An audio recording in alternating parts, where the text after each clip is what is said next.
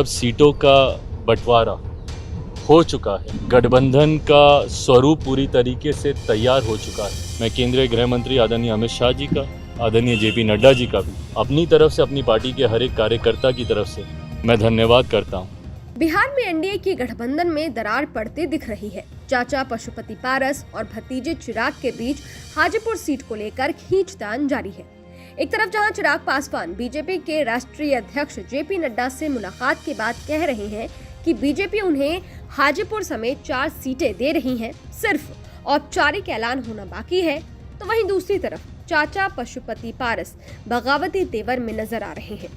खबरों के मुताबिक एनडीए के तहत बीजेपी पशुपति पारस की आरएलजेपी को एक भी सीट देने के मूड में नहीं है।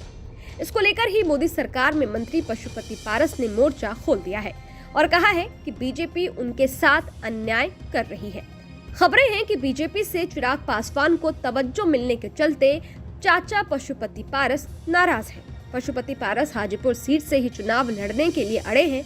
चाचा पशुपति पारस ने कहा है कि हम चुनाव तो हाजीपुर सीट से ही लड़ेंगे, चाहे पार्टी में रहें या नहीं। इस रुख से भारतीय जनता पार्टी को अवगत करा दिया गया है। क्या आप हाजीपुर से किसी भी सूरत में चुनाव लड़ेंगे?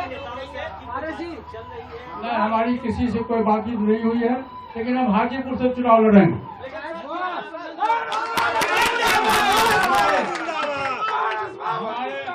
हमारे 3 सांसद हैं, अभी यहाँ मौजूद हैं।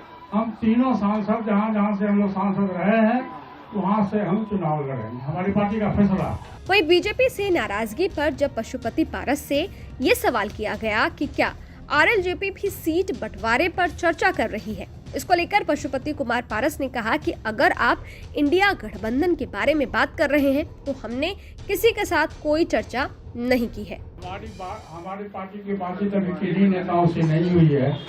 आपका जो संकेत है कि इंडिया गठबंधन, नहीं, नेवर, हमारा कोई किसी से बात नहीं हुआ है। लेकिन मैंने पहले कहा कि हमारी पार्टी और कोई भी व्यक्ति, राजनीति करने वाला आदमी साधु का जमात नहीं होता, लेकिन हमारी पार्टी के साथ न्याय नहीं किया गया। तो जब तक विधिवत एनडीए गठबंधन का बिहार का लिस्ट प्रकाशित नहीं होता है, तब तक हम इंतजार करते हैं। और केंद्रीय नेतृत्व से मैं आग्रह भी करता हूं कि आप पुनर्विचार करिए। आपको बता दें कि बीजेपी के राष्ट्रीय अध्यक्ष जेपी नड्डा से मुलाकात के बाद चिराग पासवान ने सोशल मीडिया प्लेटफॉर्म पर पोस्ट किया था, लिखा था, हमने आगामी लोकसभा चुनावों के लिए बिहार में सीट बंटवारे को अंतिम रूप दे दिया है, उचित समय आने पर इसकी सूचना दी जाएगी। वहीं सूत्रों की माने तो बिहार में एनडीए में सीटों के बंटवारे का फॉर्मूला तय हो गया है। नीतीश कुमार की जेडीयू को 16, चिराग पासवान की एलजेपी रामविलास को हाजीपुर समेत 4 सीटें देने की बात सामने आ रही है। इस बीच दिल्ली में पत्रकारों के साथ बातचीत के दौरान चिराग पासवान ने कहा है कि उनकी पार्टी ने लोकसभा चुनाव के लिए बीजेपी के साथ सीट बंटवारे के फॉर्मूले को अंतिम रूप दे दिया है। मीडिया रिपोर्ट्स के मुताबिक उन्होंने पत्रकारों से कहा है कि बीजेपी ने मेरी सभी चिंताओं का समाधान किया है, मैं संतुष्ट हूं। उन्होंने कहा है कि एनडीए के घटक दलों के बीच सीटों के तालमेल पर फैसला हो गया है और जल्द ही इसकी औपचारिक घोषणा की जाएगी।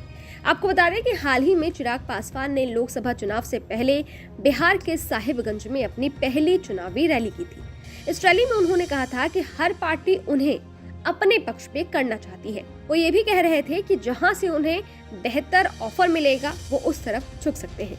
सूत्रों की माने तो बीजेपी की ओर से चिराग पासवान को हाजीपुर समेत 4 सीटें देने की बात सामने आ रही है। पहले खबर आ रही थी कि पशुपति पारस को बीजेपी 1 सीट दे सकती है, हालांकि पारस हाजीपुर सीट को लेकर अड़े हुए हैं। अब देखने वाली बात यह होगी कि क्या एनडीए गठबंधन पशुपति पारस को हाजीपुर सीट देगी या फिर पशुपति पारस अकेले चुनाव मैदान में होंगे। आपको क्या लगता है? कमेंट बॉक्स में जरूर बताइएगा। देखते रहिए न्यूज़ नेशन डिजिटल। शुक्रिया।